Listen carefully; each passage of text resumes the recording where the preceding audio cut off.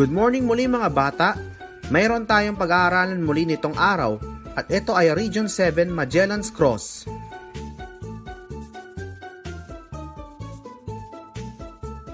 Ang Magellan's Cross ay matatagpuan po sa Stone Coy sa Cebu City at ito ay kilala sa pavilion interior na may Magellan Cross at paintings ni Ferdinand Magellan.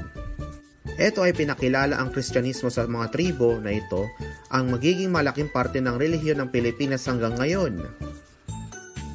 Dito sa Magellan's Cross, pwede kang maranasan ng kultura, kumuha ng litrato, magmisa at mag-walk tour. Kaya pag may oportunidad kayo, pwede kayo pumunta ng Cebu at magpa-picture sa loob ng simbahan. Ito ay pinili naman ng Lechon Visayas na lagyan ng palaman ang baboy na gawa ng iba't ibang herbs at aromatics. Kung ano ang natatapos sa loob ay depende sa kung ano ang madaling makuha. Ang pinakasikat na uri na naglibot sa bansa ay ang Cebu Lechon na may palaman ng tanglad, scallions at bawang. At ito ang topic for today at maraming salamat sa panonood mga bata.